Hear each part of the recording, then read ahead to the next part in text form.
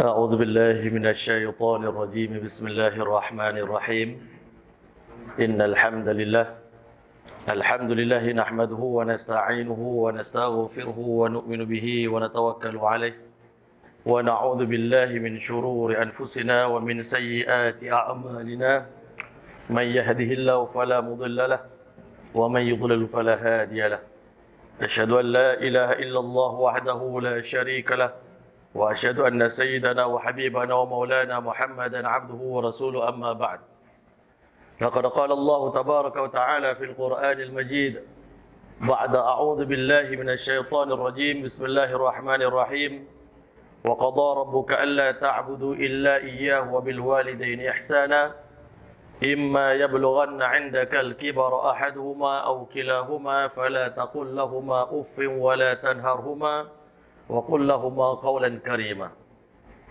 واخفض لهما جناح الذل من الرحمة وقل رب ارحمهما كما ربياني صغيرا وقال النبي صلى الله عليه وسلم أحي والداك ففيهما فجاهد صدق الله العظيم وصدق رسوله النبي الكريم ونحن على ذلك من الشاهدين والشاكرين والحمد لله رب العالمين.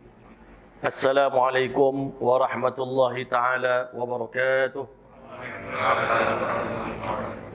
Yang saya muliakan Tuan Pengerusi Majlis, yang dihormati lagi dikasihi barisan imam, barisan ahli jawatan kuasa Surau Batu Ujung Pasir, Masya Allah. Seterusnya tuan-tuan haji, puan-puan hajah, muslimin muslimat, hadirin hadirat yang dirahmati oleh Allah Subhanahu wa taala sekalian. Pertama dan selamanya, marilah sama-sama kita memanjatkan setinggi-tinggi, sedalam-dalam puji dan syukur yang tidak terhingga kehadrat Allah, Tuhan kita yang maha baik, Tuhan kita yang sentiasa melimpahkan ihsanat, segala kebaikan, segala kenikmatan, segala kerahmatan, segala keberkatan yang ada dalam khazanah Allah. Sejak hari pertama Allah ciptakan dunia, melimpah ruah pemberian Allah kepada hamba-Nya yang tak mampu kita nak bayar, tak mampu kita nak balas, tak mampu kita nak syukuri. Walaupun kita bersujud seumur hidup kita nak berterima kasih pada Allah, kita pasti tak akan mampu nak berterima kasih di atas segala nikmat yang Allah pinjamkan kepada kita. Tuan-tuan yang mulia, bersempena dengan bulan Syawal yang mulia ini, kita berada di penghujung bulan Syawal. Masya Allah, sedar tak sedar hari-hari sambut rumah terbuka. Hari ini ada kawan cakap, hari ini target dia 7 buah rumah nak pergi, Masya Allah. Kalau di Melaka mungkin senang nak pergi tuan-tuan, tapi di Kuala Lumpur jalan jam. Kalau dapat 7 tu cembalang lah, Masya Allah. Jadi tuan-tuan yang mulia, dalam kesempatan bulan Syawal yang mulia ini, Masya Allah, kita nak ambil peluang berbicara tentang kewajipan seorang anak mentaati, menghormati, memuliakan kedua ibu bapanya, Masya Allah. Hadirin hadirat yang dirahmati oleh Allah sekalian, kita sedia maklum sayang Allah kepada kita ni. Salah satu daripada tanda sayang Allah kepada hamba-Nya, Allah Ta'ala hantar insan-insan yang mulia, insan-insan yang agung, wali-wali keramat, untuk jaga kita daripada kecil, didik kita sehingga kita besar, sampai kita pandai, sampai kita jadi orang hebat, ada pangkat yang mulia, dan mulia di sisi manusia, dan kita juga mulia di sisi Allah Subhanahu wa taala. Maka insan yang bertanggungjawab menjaga kita, memelihara kita, tidak lain dan tidak bukan adalah ibu dan bapa. Tidak ada nikmat yang boleh kita tukar ganti dengan mak ayah kita. Walau kita ada harta sepenuh dunia ini, tetapi tak akan dapat kita bandingkan, tak dapat ditukar ganti dengan nikmat mempunyai ibu dan ayah. Allah Ta'ala lahirkan Nabi Adam AS tanpa ibu dan ayah. Allah lahirkan Nabi Isa AS tanpa ayah tapi ada ibu. Allah lahirkan Nabi kita Muhammad SAW tanpa ayah dan ada ibu. Nabi kita SAW sempat sekejap saja bersama dengan ibu dia selama 4 tahun. Kemudian akhirnya Allah ambil nyawa ibunya, Masya Allah. Orang yang tak ada mak ayah saja yang faham betapa bahaganya nilai kasih sayang seorang ibu. Ulama kata ibu dengan ayah ni macam cas positif dan negatif. Kalau ayah saja mendidik pun tak jadi, keras sangat tuan-tuan. Kalau mak saja pun didik pun tak menjadi juga, sebab mak ni lembut tuan-tuan. Lembut dan keras inilah yang mendidik kita menjadi insan yang mulia, insan yang berjaya dalam kehidupan kita. Jadi kerana itulah hari ini, setinggi mana pun kita terbang, sehebat mana pun kita, maka kita tetap adalah berbinkan ayah kita dan bernisbahkan kepada ibu dan ayah kita. Sebab itulah hadirin dan rahmat oleh Allah, agama Islam yang mulia ini telah meletakkan satu perkara, satu amalan yang sangat mulia, yang sangat agung, yang sangat tinggi dalam dunia ini, yang melebihi pahala jihad fi sabilillah, yang melebihi pahala-pahala yang lain. Yang mana kata ulama, selepas syirik, selepas tauhid kepada Allah, maka pahala yang paling besar dalam kehidupan manusia, ganjaran yang paling besar, amalan soleh yang paling Allah Ta'ala sukai, yang paling Allah redai adalah birrul walidain, berbakti kepada ibu dan bapa. Dan selepas syirik pada Allah, lawan daripada dia, tidak ada satu dosa yang lebih Allah murkai, yang menyebabkan orang yang melakukan dosa ini disegerakan azabnya di dunia ini, disengsarakan kehidupannya di dunia ini, adalah disebabkan uququl walidain, mendurhaka kepada ibu dan bapa. Jadi dalam bulan puasa ni, Masya Allah, kadang-kadang kita balik raya pun ada yang bergaduh lagi dengan mak ayah dia. Kan? Dahlah jarang-jarang balik. Dan ada yang Masya Allah langsung tak balik raya, merajuk dengan mak ayah. Hari ni Masya Allah, kita orang Melayu memang sensitif hati kita. Masya Allah, kalau kita tengok bangsa-bangsa lain di dunia ni, saya pernah hidup di Pakistan, di India, kita dapat tengok suasana mereka sangat-sangat memuliakan mak ayah. Pernah saya duduk di Arab Saudi tahun lepas, dua bulan setengah. Saya tengok orang Arab marah pada anak tu, marah sungguh-sungguh. Tapi anak dia Masya Allah, tak ada sikit pun kita tengok riak di wajah dia, merah ke, nak marah ke, tak puas hati ke.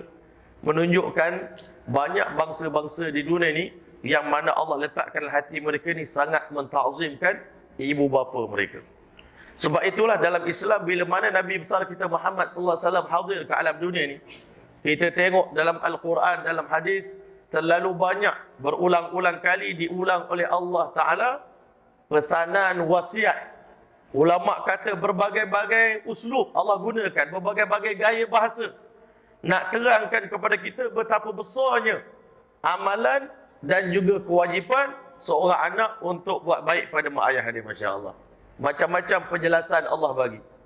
Yang pertama sekali Allah Ta'ala sebut, wa qadha rabbuka alla ta'budu illa iyyahu. Allah Ta'ala telah mentakdirkan, telah menetapkan, yang pertama kewajipan hamba ni kepada Allah, alla ta'budu illa iyyahu. Jangan kamu sembah melainkan hanya kepada Allah. Ini isyarat tauhid, wasiat tauhid. Allah perintah kita dalam dunia, jangan sembah, jangan patuh, jangan tunduk kepada sesiapa pun melainkan hanya kepada Allah Subhanahu wa taala. Wa bil walidaini ihsana. Selepas perintah tauhid, langsung terus Allah Taala beritahu bil walidaini ihsana, dan dengan kedua ibu bapa kamu wajib kamu kena berbuat kebaikan. Bila sebut buat baik pada mak ayah ni, banyak cerita dia tuan-tuan. Banyak perkara yang kita kena buat.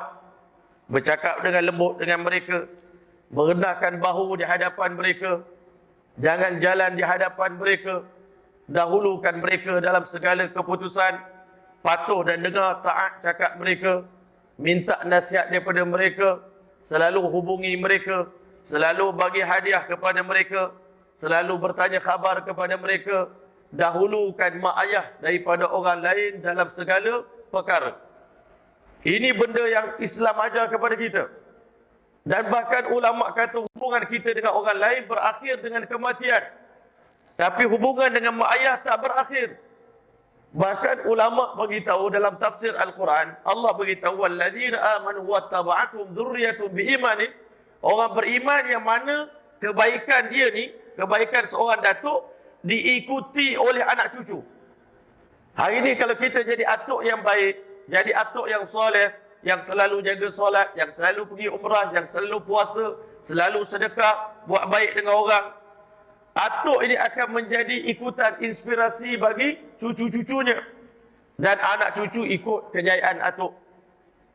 Macam saya dulu, Masya Allah, masa kita mula-mula belajar, masa mula-mula masuk tahfiz tuan-tuan, Saya terbaca buku atuk saya, Masya Allah.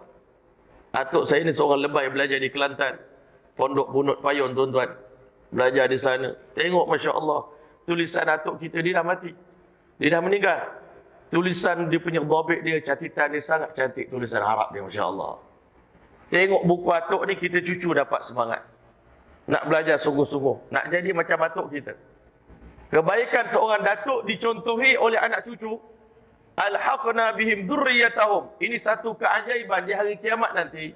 Kalau ada anak cucu yang kembali ke alam akhirat, dia masuk syurga tapi amalan dia tak berapa tinggi, tak berapa banyak, dia duduk di syurga di bawah, masya-Allah, rendah.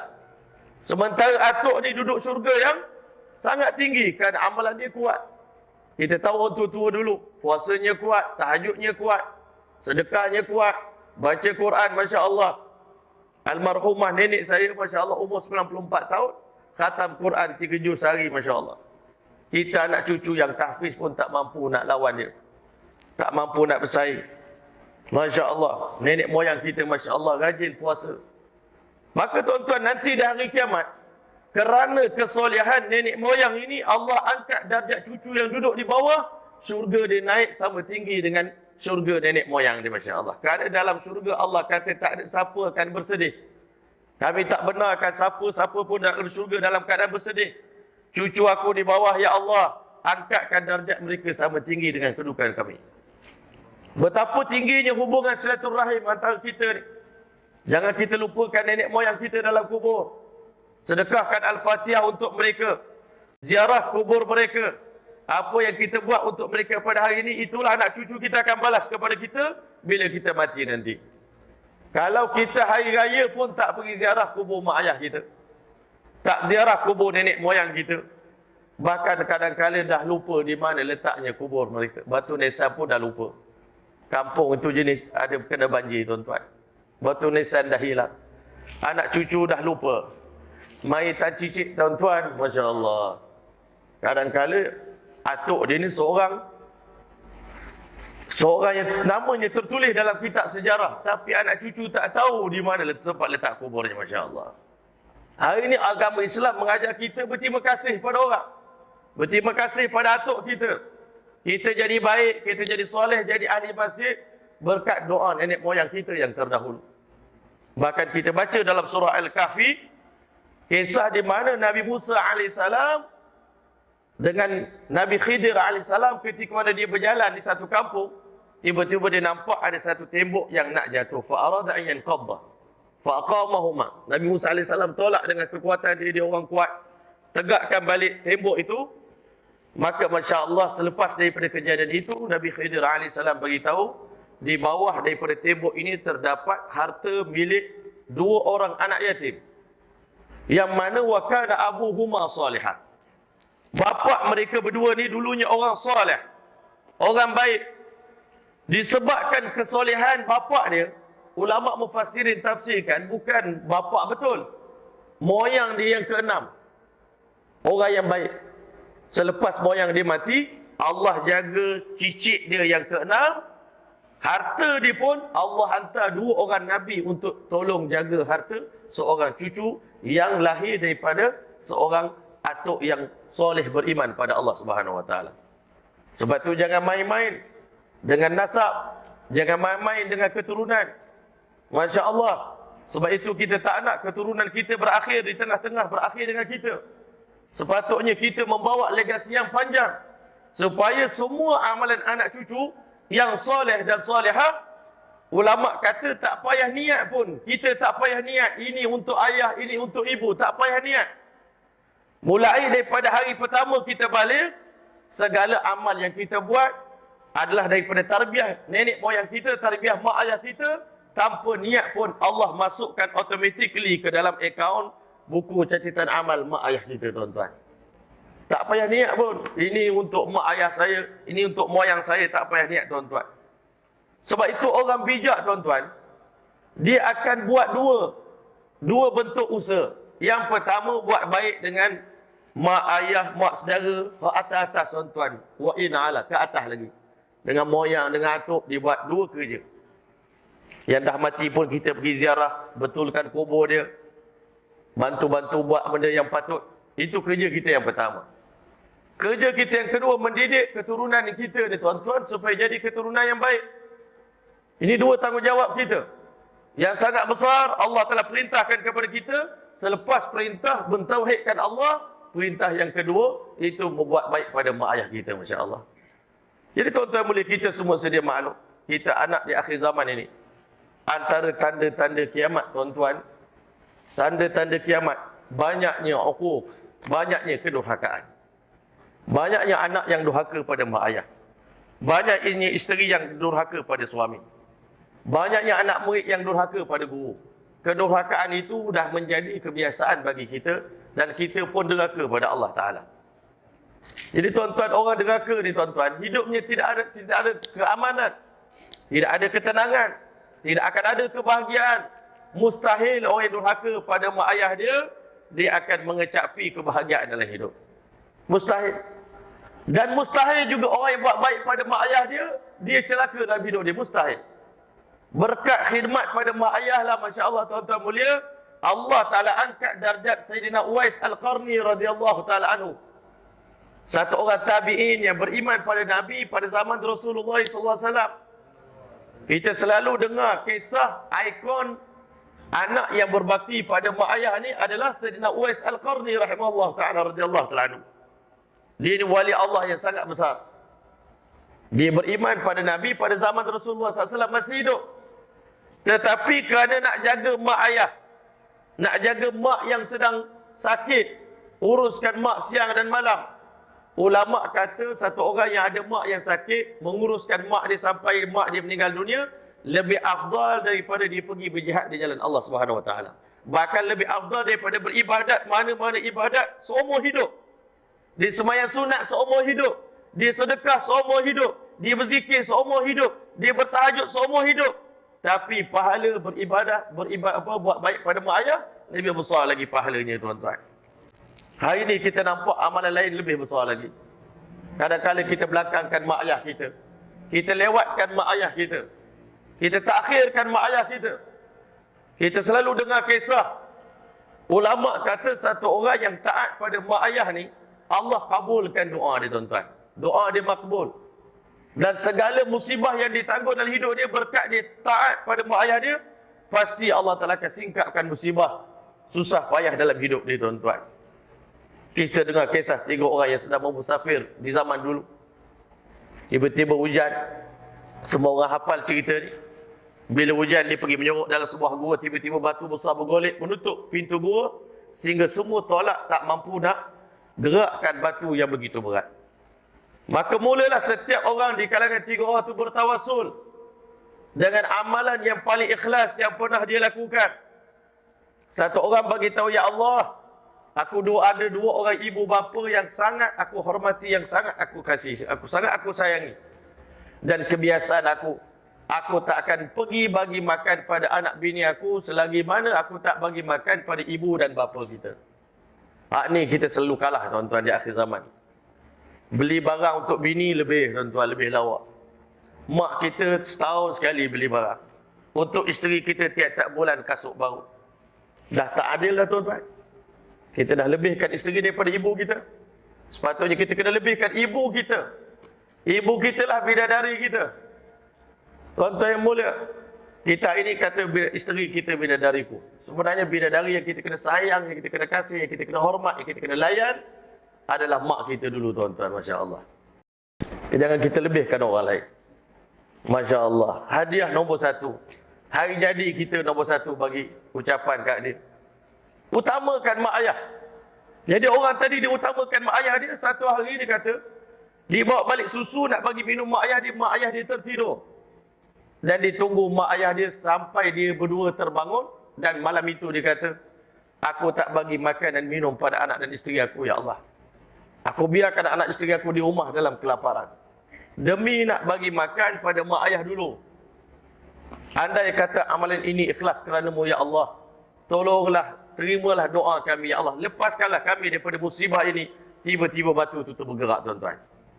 Kali yang ketiga, selepas tawasul, Allah Ta'ala bukakan pintu itu tadi, semua mereka dapat dikeluarkan. Daripada kisah ini, ulama telah mengistimbatkan anak yang jaga mak ayah dia, doa dia sangat-sangat makbul di sisi Allah Subhanahu wa taala. Pada zaman sahabat Nabi dulu, Sayyidina Abdullah bin Umar radhiyallahu ta'ala dia bertawaf, masya-Allah. Tengah-tengah dia tawaf, dia nampak satu orang lelaki daripada Yaman dukung mak dia daripada belakang. Bubuh lah apa-apa pun dalam bekas ke, ikat ke macam mana, dia dukung mak dia daripada belakang bertawaf. Masya Allah, Abdullah bin Umar kata, hebat betul amalan kamu, luar biasa kamu, Masya Allah. Hari ni kita kalau mak ayah datang, kita tolak pakai wheelchair tuan-tuan. Kita pergi umrah bukan kita nak tolak, kita suruh orang tolong tolak pula, kita bayar tak apa. Kenapa tuan-tuan? Lemahnya semangat. Kawan saya tu hari, satu orang sahabat saya, budak Kedah tuan-tuan, dia bawa mak dia pergi umrah di bulan puasa. Dia orang duduk dekat Jabal Nur, dekat dengan Gua Hira sana. Hari-hari dia tolak mak dia di atas wheelchair pergi sembahyang tarawih dekat Baitullahil Haram. Berapa kilometer? Dalam keadaan ni sakit, saya kata, Syekh, anta perut tengah nak terburai, anta boleh lagi tolak mak anta dalam bulan puasa ni? Dia kata, kita ibu adalah ibu, dia kata. Ibu adalah ibu. Nak cari mana lagi mak kita? Tuan-tuan yang mulia, begitulah lelaki daripada Yaman tadi, anak muda tadi pikul mak dia. Maka Abdullah bin Umar kagum sangat dengan perbuatan dia, Masya Allah, hebat anta. Dia kata, wahai Sayyidina Abdullah bin Umar, dia kata, adakah aku bertawaf ni 7 pusingan dengan pikul mak ni telah aku bayar segala balasan jasa baik mak ayah aku pada aku? Dia kata, tak. Dia kata, walau seteguk nafas mak kita, aku belum mampu nak bayar apa-apa pun, sikit pun daripada kesusahan ibu aku. Aku pikul mak aku ni 7 pusingan, tapi mak kita, kandung kita dalam perut kita 9 bulan 10 hari tuan-tuan. 9 bulan 10 hari, itu di dalam perut. Lepas kita bersalin, lepas kita beranak tuan-tuan. Sebab itu ulama kata, hubungan dengan mana-mana pun tak akan putus. Hubungan dengan orang lain boleh putus. Silaturahim yang paling kuat. Kita dengan ayah dan ibu kita, benih kita ni datang daripada ayah, sulbi ayah. Jadi sebab itu kita tak boleh nak binkan kepada siapa pun dalam dunia, melainkan Allah Subhanahu wa taala, melainkan kepada ayah kita. Man intama ila ghairi abihi falyatabawa maq'adahu minan nar. Siapa yang mengaku dia anak bukan kepada bapa dia, dia mengaku dia anak orang lain, sediakan tempat kamu dalam neraka. Dan kita tumpang rahim mak kita 9 bulan 10 hari. Kita tak, orang lelaki tak pernah mengandung. Orang perempuan tahu macam mana seksanya mengandung tuan-tuan, mujahadahnya mengandung, susah payahnya, dengan mualnya, dengan nak muntahnya, dengan macam-macam benda tak selesa. Hamalatuhu ummuhu wahnan ala wahnin. Allah beritahu mereka memikul kandungan ini kelemahan dalam kelemahan. Tapi lemah dikuatkan juga semangat. Wa fisaluhu fi amain, patu menyusukan pula 2 tahun tuan-tuan. Darah dalam badan kita ni adalah darah mak kita, susu yang kita minum. Sebab itu tuan-tuan, Allah Ta'ala mewajibkan kita ni. Bahkan Nabi SAW pernah beritahu pada satu orang anak muda, dia kata, ya Rasulullah, saya nak pergi berjihad di jalan Allah Subhanahu wa taala. Bagi sahabat Nabi, pahala jihad ni paling besar. Nabi tengok budak muda ni gaya-gaya macam mak dia kat rumah ni memerlukan dia. Nabi tanya, ahayyun walidak? Mak ayah kamu masih hidup? Ia masih hidup ya Rasulullah. Nabi SAW beritahu, fafihi ma fajahid. Kamu berjihad dengan berkhidmat kepada mereka sampai mereka wafat. Itulah jihad untuk kamu. Kamu tak payah pergi keluar berjihad di jalan Allah Ta'ala. Mak kamu sedang sakit, perlukan khidmat kamu. Layanan kamu kepada mak ayah kamu mendapat lebih pahala yang lebih utama daripada pahala jihad. Nabi SAW perintahkan sahabat Nabi cium tapak kaki mak dia. Kerana Nabi beritahu di sana letaknya syurga bagi kamu. Al-jannatu tahta aqdamil ummahat. Syurga terletak di bawah tapak kaki seorang ibu. Syurga seorang anak. Kita nak syurga, Masya Allah. Hari ini banyak ulama kata kita pergi jauh-jauh berantau mencari doa daripada seorang wali Allah Ta'ala. Cari wali Allah di ujung-ujung dunia. Tetapi kita lupa wali paling besar, wali keramat yang paling agung dalam hidup kita, disebabkan doa mereka lah kita berjaya pada hari ini. Kalau kita tengok kita ada masalah dalam hidup, mintalah doa pada mak ayah kita. Mereka lah doa mereka tak ada hijab. Doa ibu pada anak mustajab. Doa ayah pada anak mustajab. Dan Nabi SAW beritahu, bapa adalah pintu, salah satu daripada pintu nak masuk syurga adalah melalui pintu bapa, tuan-tuan. Ayah ni adalah pintu syurga. Mak syurga, ayah pintu syurga. Dan Nabi beritahu, min awsati abwabil jannah. Ayah ni adalah pintu syurga yang terindah, yang terbaik. Jadi Nabi kata, terserah kamulah. Sekarang terserahlah kamu. Kamu nak jaga pintu syurga kamu ke kamu nak pecahkan dia? Jaga hati ayah sama dengan kita menjaga pintu syurga kita. Pecahkan hati ayah, lukakan hati ayah, maka tuan-tuan boleh berarti kita menghancurkan syurga kita. Masya Allah walhamdulillah. Dan Allah bagi kita peluang jaga mak ayah pun bukan lama, tuan-tuan. Dia orang bela kita belah-belah tahun. Kita nak jaga mak ayah yang sakit ni, tuan-tuan, yang uzur, berapa tahun sangat? Sebab itu Islam mengajar kita adab macam mana nak jaga mak ayah yang sakit, mak ayah yang uzur. Waqfid lahuma janahadh dhulli minar rahmati. Kamu duduk depan mak ayah kamu, kamu rendahkan bahu kamu ni. Kerana sayang, hormat, ta'zim. Macam mana kita ta'zim pada ulama, sepatutnya dengan mak ayah kita, kita rendah lagi. Tunduk lagi. Patuh lagi mata kita. Tak ada jegil mata, tenung mata mak dengan marah. Merah muka kerana mak tegur. Panas hati. Itu semua adalah juzuk-juzuk daripada kedurhakaan pada mak ayah. Allah Ta'ala beritahu, wa qur rabbirhamhuma kama rabbayani saghira. Ya Allah, rahmatilah mak ayah kami sebagaimana mereka belai kami masa kami kecil. Masa kita kecil, orang lain dengar kita menangis menyampah, tuan-tuan. Mak ayah kita dengar kita menangis, menyebabkan mereka sanggup berjaga malam, tuan-tuan. Kita demam, siapa yang jaga kita? Tak tidur malam, mak kita. Mendoakan kita, mendodoikan kita. Risau, bimbang. Allah Ta'ala bagi kerisauan yang hebat pada mak ayah. Sebab itulah, tuan-tuan, Allah beritahu, qur rabbirhamhuma kama rabbayani saghira. Katakanlah, ya Allah, rahmatilah mak ayah kami sebagaimana mereka mengasihani kami masa kami kecil dulu. Dulu, Masya Allah, kita tengok mak kita, tengok kita walaupun dia penat, dia hilang penat. Ayah kita balik kerja, tengok muka anak, hilang kepenatan dia. Dia semua pengorbanan dia untuk tengok anak dia berjaya. Dan pesanan guru saya dulu, masa dia datang daripada Afrika Selatan ziarah kami kat sini, dia kata, ingat baik-baik, dalam dunia ada dua golongan yang tak pernah cemburu dengan kamu dan sentiasa mendoakan kamu lebih hebat daripada mereka. Yang pertama, mak ayah kamu. Dia tak akan pernah cemburu dengan kejayaan anak dia. Dia mendoakan anak dia sentiasa lebih berjaya, lebih maju, lebih hebat. Yang kedua, guru kita, tuan-tuan. Guru kita sentiasa mengharapkan anak murid dia lebih hebat daripada dia. Dan guru bangga dengan anak murid dia hebat. Begitulah juga mak ayah kita. Dia bangga bukan kerana dia nak takabur dengan orang lain, tetapi dia bangga kerana daripada keturunan akulah Allah lahirkan anak-anak yang baik. Di akhir zaman bukan senang nak lahirkan keturunan yang baik. Sebab itu bila mana saya tamat belajar di Afrika Selatan, ustaz saya beritahu, wahai anak-anak murid semua, hari ini kamu dah tamat belajar Dauratul Hadis, pengajian hadis. Setelah bertarung, setelah menghadapi berbagai-bagai cabaran, bukan senang nak tamat belajar. Tetapi kamu kena ingat, seluruh pahala kamu belajar dan selepas ini kamu balik, kamu mengajar, kamu berdakwah, kamu buka madrasah, kamu dakwah orang seramai mungkin, kamu jangan lupa insan yang pertama yang mengajar kamu alif bata, yang mengajar kamu ABC. Mereka lah akan dapat seluruh pahala yang daripada amalan yang kamu lakukan. Waktu itu saya menangis, tuan-tuan. Sebab apa saya teringat, yang mengajar saya Quran adalah mak saya. Dia akan dapat seluruh pahala yang saya buat. Saya dakwah orang, saya berceramah, saya mengajar.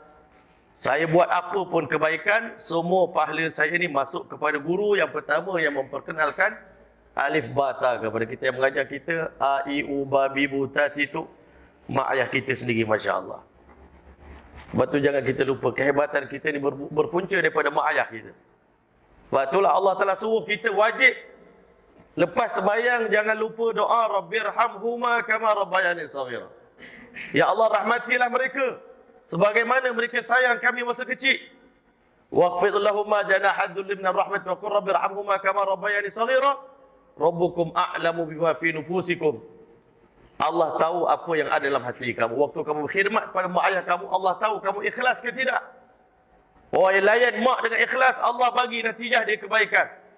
Ada anak-anak yang jaga mak ayah dengan terpaksa. Rasa menyusahkan, rasa mak ayah ni membebankan. Waliyazubillah. In takunu salihina fa innahu kana lil awwabin ghafura. Kalau kamu jadi anak yang baik, Allah telah akan ampunkan seluruh dosa-dosa kamu. Jadi tuan-tuan yang mulia, dengan berkat kita khidmat pada mak ayah kita, tuan-tuan, andai kata dalam hidup kita ada dosa, Allah telah akan ampunkan dosa-dosa kita. Allah telah akan tinggikan darjat kita. Andai kita ada hutang, Allah telah akan langsaikan hutang kita. Tuan-tuan yang mulia, Allah Subhanahu wa taala bagi peluang kita berkhidmat pada mak ayah ni sekejap saja. Kalau lebih-lebih lagi mak ayah kita dah umur dah 60, 70 tahun, tak lama pun kita nak jaga mereka. Kita korbankanlah segala benda yang kita nak buat macam-macam. Nafsu kita nak buat macam-macam. Nafsu kita nak pergi berjalan merata-rata tempat, tapi kerana nak jaga mak, kita korbankan. Kawan kita ajak pergi mancing, minta maaf, saya ada mak nak kena jaga. Kawan ajak pergi merata-rata, kita korban, tuan-tuan, demi nak menjaga mak ayah kita, tuan-tuan. Sayyidina Uwais Al-Qarni rahimahullah ta'ala, kerana nak jaga mak, dia sanggup tak pergi jumpa Nabi SAW.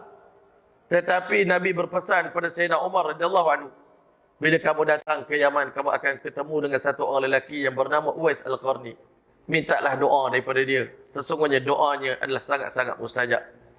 Tuan-tuan mulia, berkat dia berkhidmat pada mak ayah, Nabi SAW yang tak kenal dia pun mengisyaratkan kepada Sayyidina Umar radhiyallahu anhu untuk minta doa daripada insan yang bernama Uwais Al-Qarni, yang buat baik pada mak ayah. Dan Allah Ta'ala beritahu dalam Quran, anishkurli wali walidayka ilayyal masir. Hendaklah kamu bersyukur kepada aku dan bersyukur pada mak ayah kamu. Bersyukur pada mak ayah ni sama macam kita syukur pada Allah. Allah Ta'ala mewajibkan syukur pada Allah, dan Allah wajib kita bersyukur pada mak ayah kita. Dan kita khidmat macam mana pun mak ayah kita, tak akan dapat kita bayar pengorbanan mereka pada kita walau seteguk nafas, tuan-tuan. Jadi sebab itu, tuan-tuan, hari ini Allah Ta'ala bagi kepada kita aset untuk dapat pahala besar.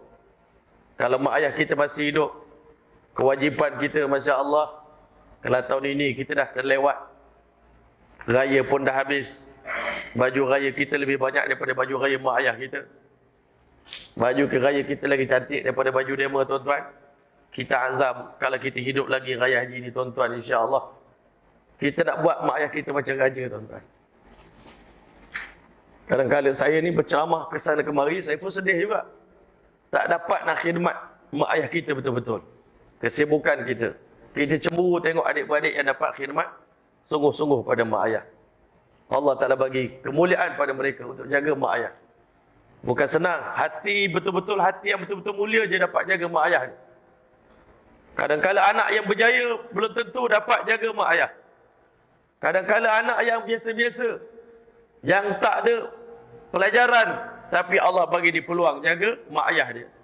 Mungkin dia tak berjaya, tapi Allah telah akan lahirkan keturunan-keturunan yang hebat daripada insan yang menjaga mak ayah. Sebab itu Allah beritahu, wa qul lahum qawlan karima. Bila mereka dah tua, rendahkan bahu kamu, bercakap dengan kata-kata yang lemah lembut. Kita hari ini dengan kawan-kawan, adinda, ayahanda, kekanda, kita boleh bercakap dengan kawan-kawan, hormatnya kita. Tapi dengan mak ayah kita, kenapa tak boleh? Ayahanda, bonda, yang tersayang. Dengan orang kita hantar icon love, love, love. Dengan mak tak pernah hantar love. Kan?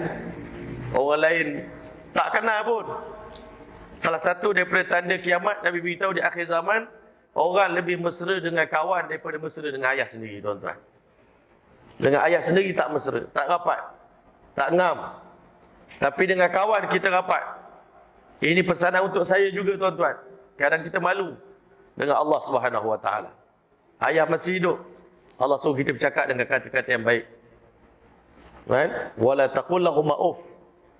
Jangan cakap pun tak boleh dengan mak ayah ni. Pun dah berdosa besar dah tuan-tuan. Apa lagi melawan, apa lagi pukul mak ayah. Akhir zaman ni Masya Allah macam-macam orang buat dengan mak ayah. Dia menganggap mak ayah ni bosan.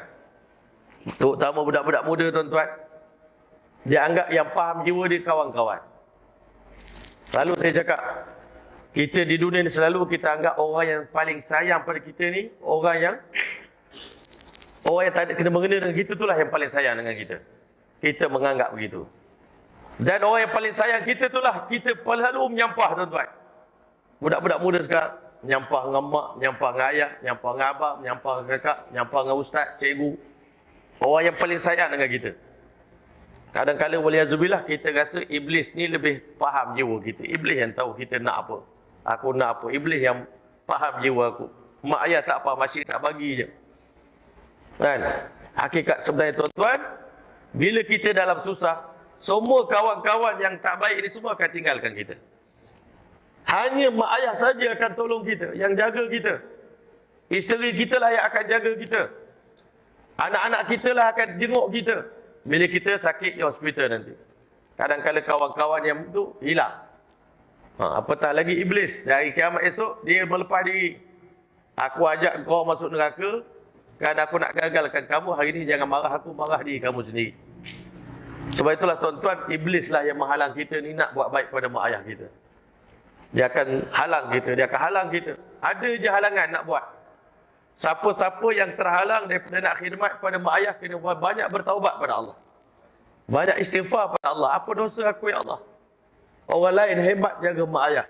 Dukung mak ayah, mandikan mak, pamperskan mak, sikat rambut mak, letak minyak dekat kepala mak.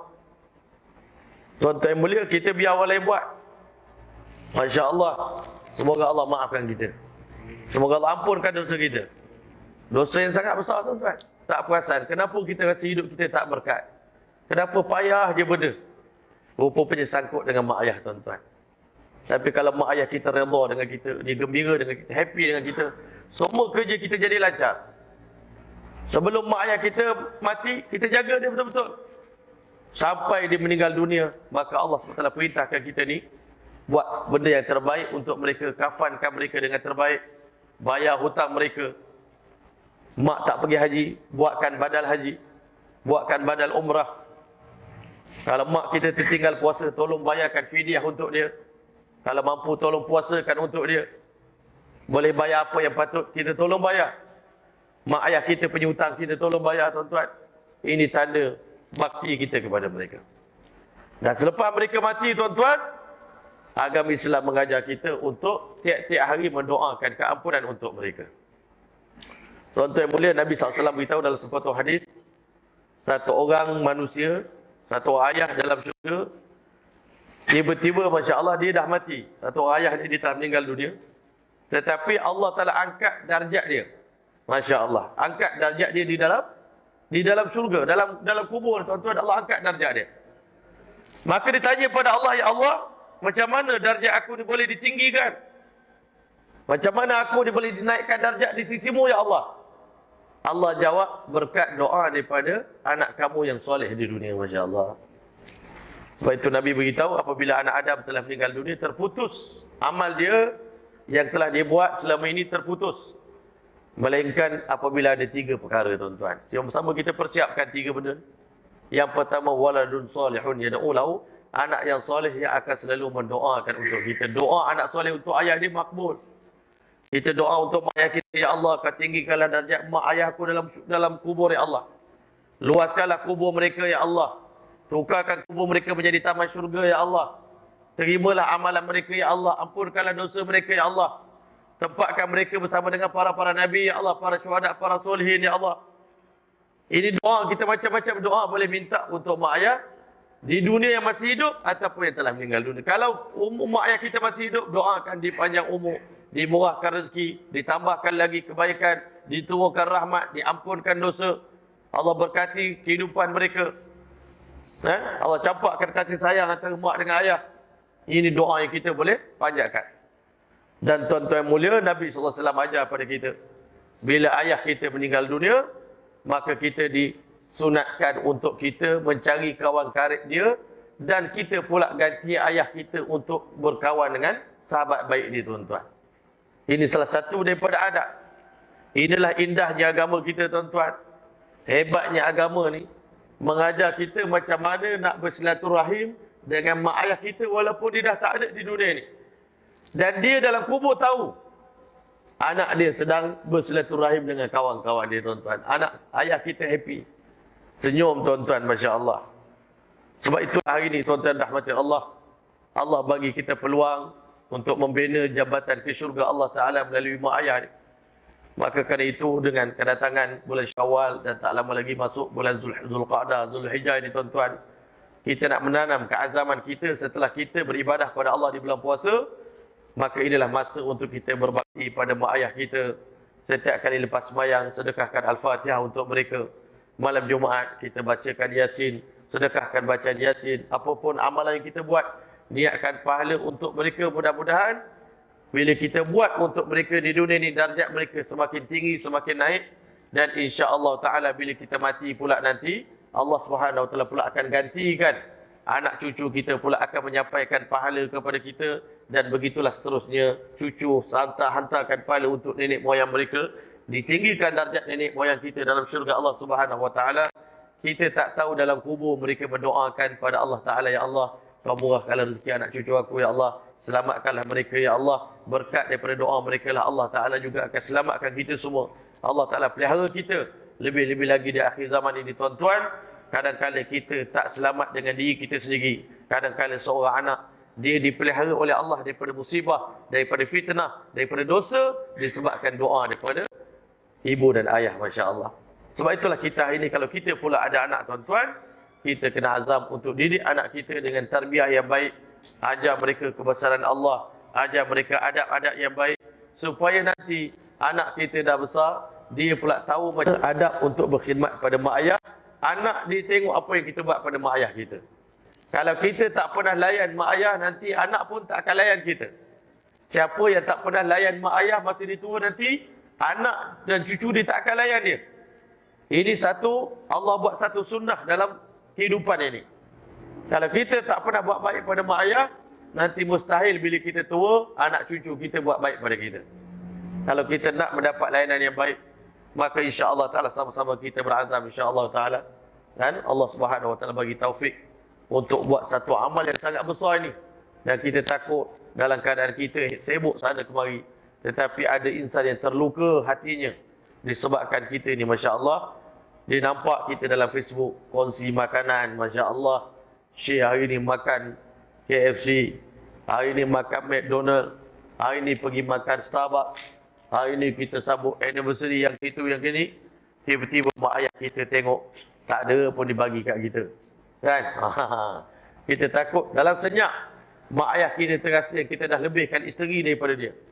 Takut kadang-kadang dalam senyap mak ayah kita ada bersedih, disebabkan kesedihan mereka tadi menghalang untuk Allah Ta'ala bagi segala kebaikan yang sepatutnya kita dapat, segala takdir yang baik.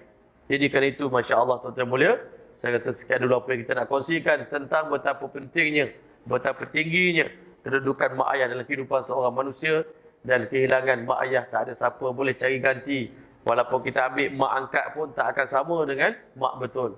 Ayah angkat tak akan sama dengan ayah betul. Maka sebab itulah hari ini, selagi mana kita ada ayah, selagi mana kita ada mak, kita azam, ada nenek, ada moyang, kita azam untuk jaga mereka.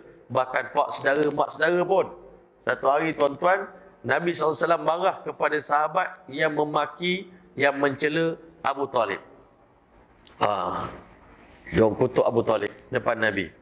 Nabi pun marah.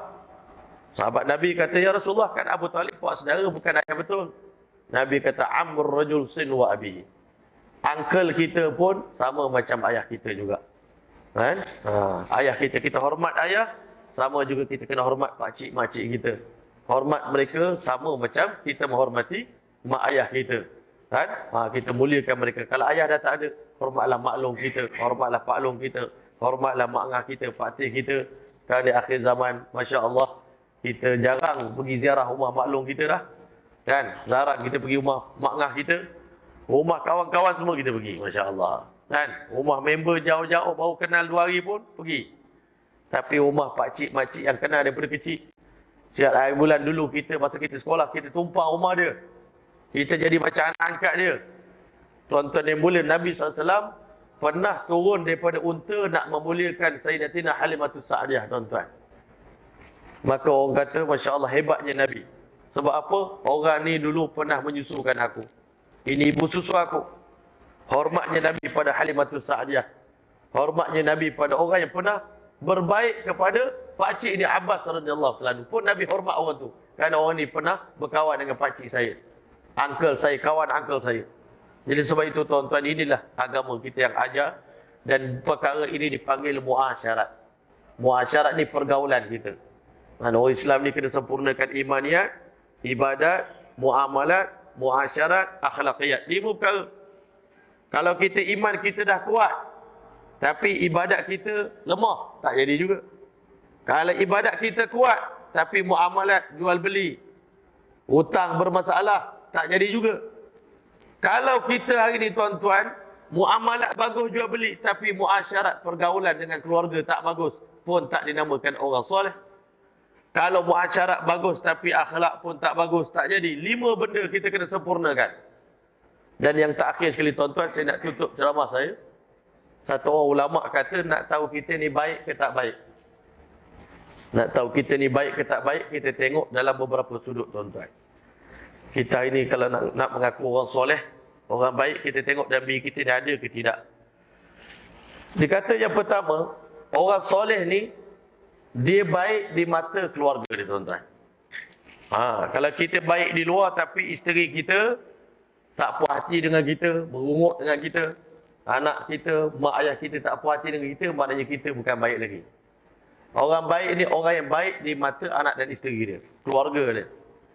Sebab itu Nabi besar Muhammad SAW ni, bila mana dia cerita diri dia ni dalam ketakutan balik daripada Gua Hira, isteri Nabi Khadijah radhiyallahu anha kata, abang orang baik.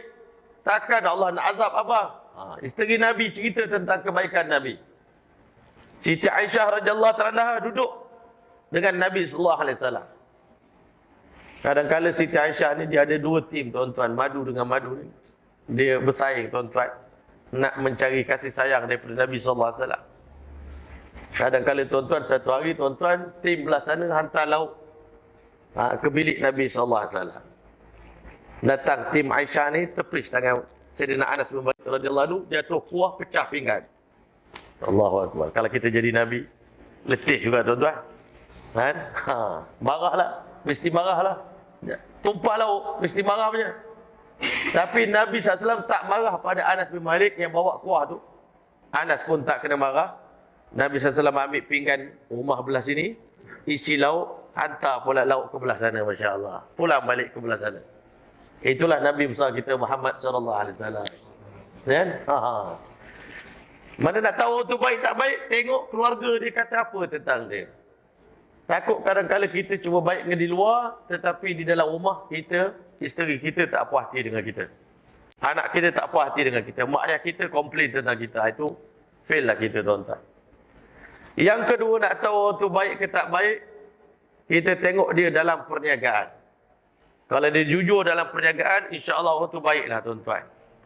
Tapi kalau dia ni bagus, nampak macam haji, hebat, tapi dalam perniagaan hutang orang tak bayar, hutang sana sini, tuan-tuan, duit pun sentiasa tak cukup, ada perjanjian dengan orang pun tak betul, maka orang ni belum layak untuk dinamakan orang yang baik. Yang ketiga, nak tahu tu baik tak baik, kata ulama, kena bermusafir dengan dia dulu. Sayyidina Umar radhiyallahu anhu, ada satu orang kata, aku kenal brother tu, Muhammad tu, bagus dia. Sayyidina Umar tanya, kau dah berjalan belum dengan dia? Berjalan jauh-jauh. Kan? Kalau belum berjalan, kau tak kenal lagi. Sebab time berjalan, baru keluar the true color. Bila tengah susah, tengah panas, tengah lapar, tengah macam-macam keadaan ni, baru keluar perangai dia sebenar. Bila musafir baru tahu. Tapi kalau dalam musafir pun baik, Masya Allah, tak kacau orang, jaga orang, khidmat orang, Masya Allah. Ulama-ulama kita dalam perjalanan, tuan-tuan, pernah dalam satu perjalanan, Syekh Ilyas rahmatullah alaih ni dia sedang bermusafir dalam perjalanan naik kereta api di India, tuan-tuan. Di hadapan dia ada satu orang Sami Hindu sedang duduk di depan dia, masya-Allah. Sami tadi nak pergi tandas. Pergi tandas kejap, tiba-tiba dia balik muka merah. Syekh Ilyas tanya, "Wahai Sami, apa hal?" Dia kata, "Saya tengok tandas tu terlalu kotor, najis ni penuh-penuh semua. Kan? Jadi saya tak jadi. Mula tadi sakit perut, nak buang air besok." Masya Allah. Dia kata, "Tak apa, tunggu kejap." Dia pun tanggal serban dia, tanggal baju sikit. Dia cuci dengan tangan dia, tuan-tuan, najis-najis tu. Dia basuh, tuan-tuan. Ini ulama'-ulama' kita. Dalam musafir, dalam perjalanan, time orang semua nak lebihkan diri sendiri, mementingkan diri sendiri. Ada insan yang masih lagi fikir tentang orang lain, walaupun orang tu orang kafir. Dia pun basuh-basuh, siap dah bersih.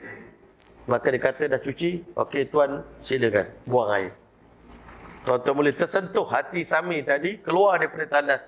Dia mengucapkan, "Asyhadu an la ilaha illallah wa asyhadu anna Muhammadar Rasulullah." Nak beritahu kepada kita, inilah Islam. Inilah agama kita. Dan yang keempat, tuan-tuan, nak tahu kita ni baik ke tak baik di sisi Allah, di sisi manusia, adalah waktu kita bersendirian, masya-Allah. Waktu duduk seorang-seorang. Selalunya kita ni depan orang baik, tuan-tuan. Tapi cuba kita duduk seorang-seorang, tuan-tuan, tengah boring. Macam-macam benda kita buat.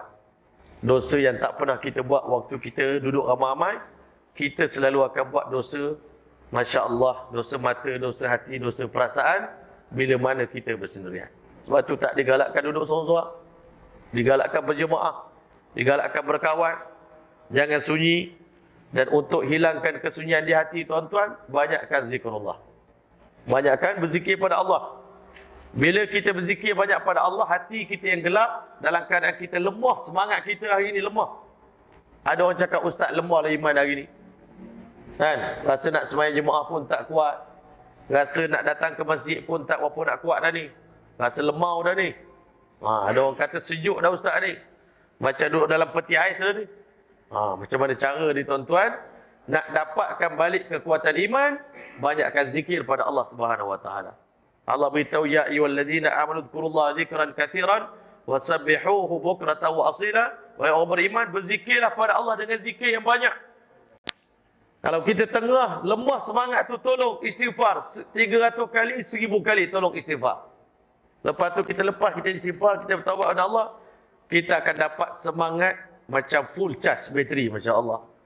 Allah dah beritahu, siapa yang berzikir pada Allah dengan zikir yang banyak, Allah beritahu, "Huwallazi yusalli 'alaikum wa malaikatuhu liyukhrijakum minadh-dhulumati ilan-nur."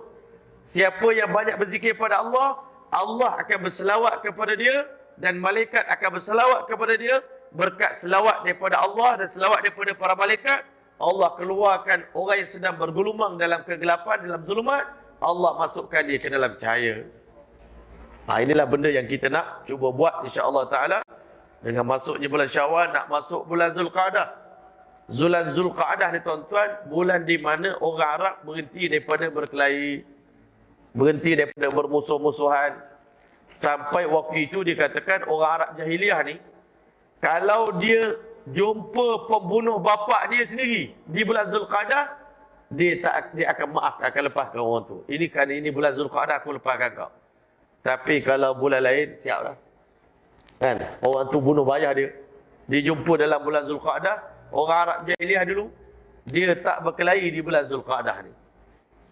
Tapi kita ni orang Islam ni, tuan-tuan, kadang malu. Kalau kita buka Facebook, tuan-tuan, berkelahi, tak ada masa berhenti, tuan-tuan. Bulan puasa, 3 hari pertama je kalau bergaduh dalam Facebook, kita kata ini puasa bang, ini bulan puasa, hormati bulan Ramadan. Rupanya kita buka-buka, berkelahi tak berhenti-berhenti ni. Bulan puasa pun berkelahi, bulan Syawal pun berkelahi, bulan Zulqa'dah pun berkelahi. Bergaduh saja. Netizen ni, Masya Allah. Kan? Sampai dia kata ini, apa dia? Netizen punya kerajaan. Kerajaan netizen. Dia ingat dia hebat, dia hentam orang. Sebenarnya, tuan-tuan mulia, kita kadang-kadang ibadat tak banyak. Ibadat kita dah sikit. Disebabkan percakapan kita, disebabkan perkataan yang kita luahkan, tuan-tuan. Nabi besar kita Muhammad sallallahu alaihi wasallam beritahu, ada seorang hamba yang sentiasa istiqamah bercakap benda baik. Cerita benda baik je dengan orang. Dalam keadaan dia bercerita tu, dia tak sedar ke tahap mana dah dia tu bercakap tentang benda baik ni dah terlalu tinggi darjat dia. Benda baik. Macam Sayyidina Luqmanul Hakim. Sayyidina Luqmanul Hakim ni tuan-tuan, dia adalah salah seorang daripada lelaki kulit hitam yang dijamin syurga. Kita baca dalam kitab Imam Ghazali rahmatullahi alaih, dalam kitab Makasyiful Qulub, ada 4 orang lelaki kulit hitam yang telah dijamin syurga oleh Allah Ta'ala. Yang pertama disebut Iskandar Zulkarnain. Orang putih kata Iskandar Zulkarnain, Alexander the Great. Dia kata orang putih. Rupanya ulama kaji-kaji orang kulit hitam, tuan-tuan. Orang Afrika. Iskandar Zulkarnain. Yang kedua, calon ahli syurga di kalangan orang kulit hitam, kata ulama, adalah Sayyidina Luqmanul Hakim. Kita ni punya bangga dengan Luqman ni. Masya Allah, orang Melayu, hampir setiap keluarga ada nama Luqman. Masya Allah, Luqman Hakim, Masya Allah. Pemain bola Malaysia pun Luqman Hakim juga. Kan? Masya Allah. Luqmanul Hakim ni, orang tanya dia, apa rahsia tuan jadi wali Allah ni? Sampai ada ulama berselisih pendapat, Luqman ni wali ke Nabi. Tinggi darjat dia ni.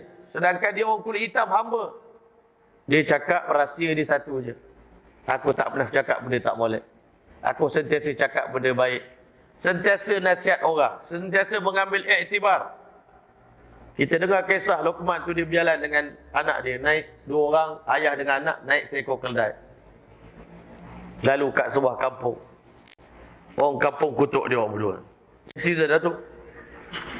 Netizen. Apa barang, apa benda lah diorang ni. Punya kejam lah apa ayah dengan anak ni. Keldai kecil naik 2 orang. Zalim betul lah. Apa benda lah diorang ni. Kerja netizen dia. Komplain. Masya Allah. Tuan-tuan boleh. Bapak dia cakap, anak. Kan? Luqman cakap kat anak dia. Nampak gaya ada orang tak suka kita naik 2 keldai, 2 orang naik satu kenderaan ni. Membonceng ni. Jadi abah syur, engkau turun, abah naik keldai ni, Masya Allah. Lalu pula ke kampung sebelah. Pusing-pusing sampai depan sikit. Netizen kampung sana nampak. Dia kata, apa punya kejam lah bapak ni. Anak yang muda disuruh berjalan kaki. Ayah dia sedap-sedap pula naik motor, naik kenderaan, naik keldai ni. Masya Allah. Akhirnya ayah dia peluk, bisik dekat anak dia, nak, ada orang komplain juga. Kan? Bapak duduk atas kenderaan, engkau jalan kaki. Kalau gitu biar bapak turun dah. Engkau naik. Masya Allah. Anak dia pun naik keldai, bapak dia jalan kaki duduk kat tepi. Masya Allah. Lalu kampung nombor 3, netizen kampung nombor 3 pula. Apa punya deraka lah anak ni. Bapak dia dah tua kena jalan kaki, yang dia pula duduk atas, sedap-sedap pula naik kenderaan. Oh, dia kata ada 3 lah netizen kecam kita ni. Teruk kena kecam ni. Masya Allah. Jadi apa kata yang keempat dah ni? Dah 3 pun dah kena kutuk. Jadi yang keempat, kita dua-dua turun jalan kaki sama-sama. Kan? 2 orang jalan kaki. Keldai pun kita tarik. Masya Allah. Lalu kampung nombor 4. Netizen kampung nombor 4 pula cakap, apa punya bodoh lah manusia. Kenderaan ada tapi tak nak naik. Habis Luqman kata, apa hikmah kita dapat di sini? Mana dia kata, kalau kita nak puaskan hati manusia, sampai kiamat tak puas hati. Jadi lebih baik sekarang nak mengelakkan pada fitnah. Netizen ni dia tengok. Dia kata biar gambar berbicara, dia kata kan. Biar gambar berbicara kan. Sekeping gambar menceritakan segala-galanya. Ada orang tengok gambar tu bagus, ada orang tengok gambar tak bagus. Jadilah sekali kata Luqman, kita buang keldai kita ni, kita jalan kaki dua-dua insya-Allah. Itu selamat.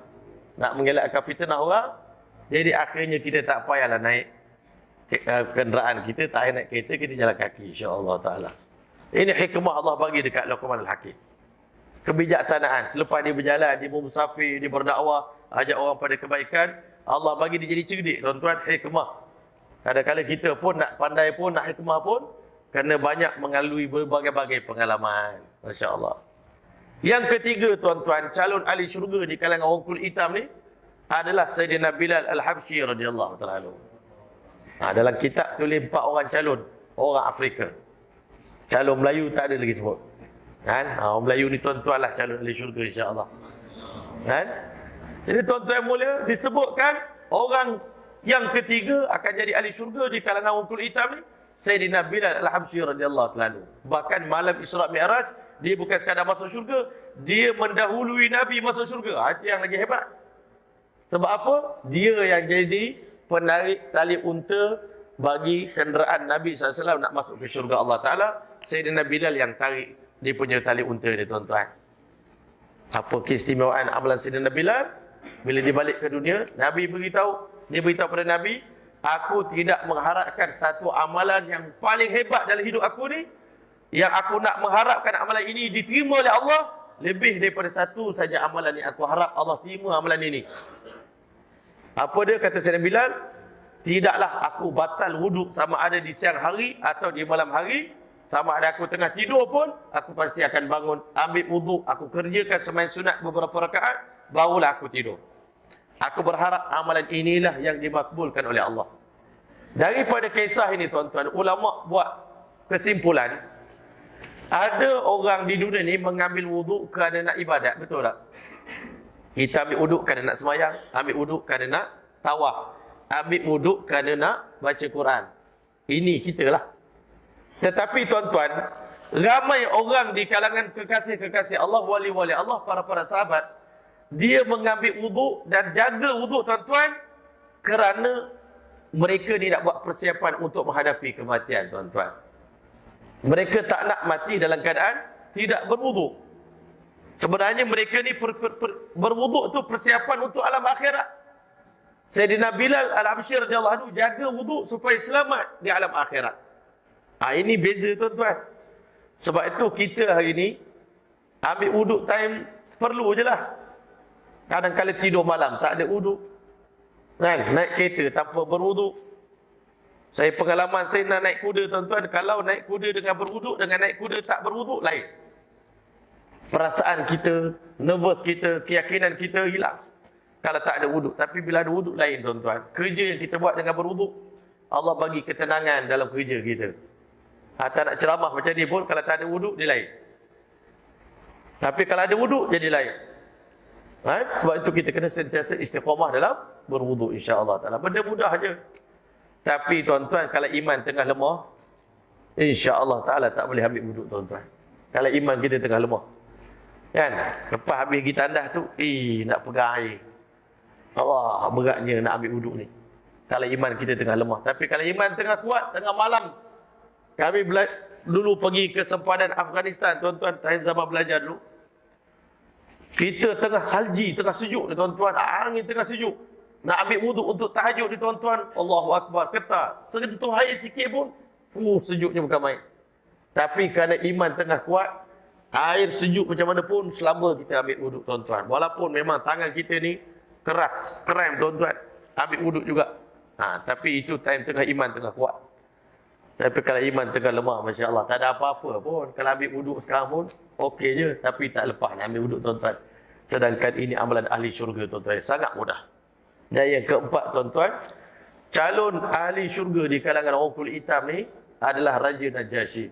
Raja Ethiopia yang awal-awal Islam, sahabat Nabi berhijrah ke tempat dia, dilayan baik-baik, dilayan tetamu dengan baik. Allah bagi hidayah kepada dia.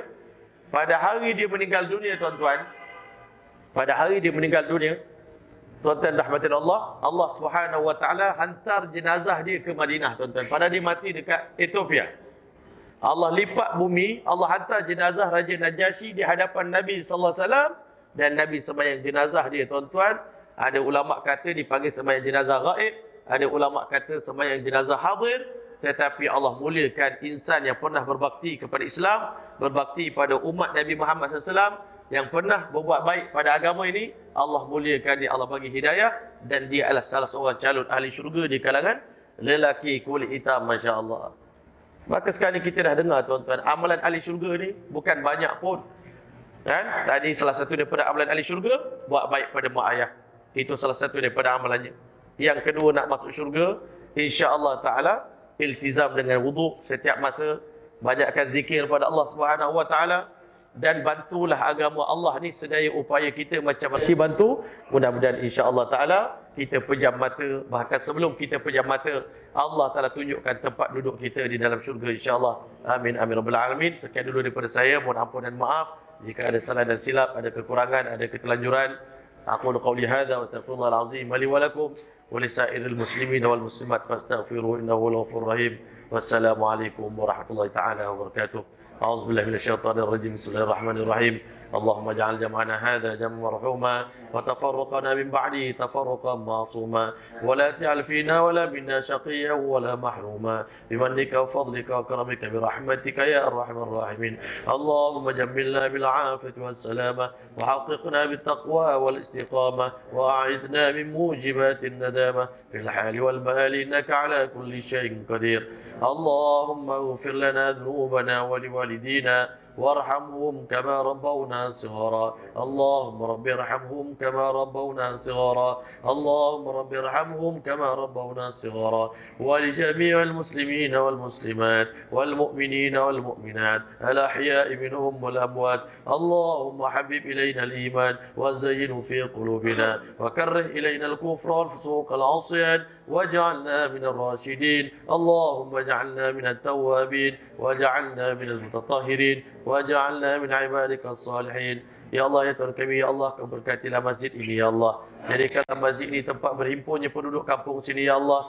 Jadi sebabkan masjid ini, ya Allah, Kau limpahkanlah keberkatan dan rahmat-Mu, ya Allah, kepada seluruh penduduk kampung di sini, ya Allah. Datangkanlah seluruh penduduk kampung sini, ya Allah, bahkan musafir-musafir yang lalu di sini, ya Allah, untuk datang memakmurkan masjid ini, ya Allah. Jadikanlah masjid ini masjid yang diterima dan makbul di sisi-Mu, ya Allah. Ya Allah, Tuhan kami, terimalah mereka yang terlibat dalam pembinaan masjid ini, ya Allah. Jadikan asbab pembinaan surau ini, ya Allah, asbab untuk dibinakan sebuah malaikat untuk mereka dalam syurga-Mu nanti, ya Allah. Ya Allah, Tuhan kami, terimalah amalan kami semua, ya Allah. Terimalah pengorbanan kami, ya Allah. Terimalah pengabdian kami kepada-Mu, ya Allah. Mudahkanlah kami untuk berbakti pada ibu bapa kami, ya Allah. Ya Allah, Tuhan kami, jadikanlah kami anak yang berbakti pada ibu bapa, ya Allah. Jadikan kami anak yang soleh dan soleh, ya Allah. Jadikan kami penyejuk mata kepada ibu bapa kami, ya Allah. Ya Allah, Tuhan kami, jadikan kami anak yang sentiasa berkhidmat pada ibu bapa, ya Allah. Sentiasa mengutamakan ibu bapa, ya Allah. Yang sentiasa kasih pada mak ayah, ya Allah. Sentiasa mentazimkan ibu bapa kami, ya Allah. Ya Allah, Tuhan kami, campakkanlah kasih sayang ibu bapa kami kepada kami, ya Allah.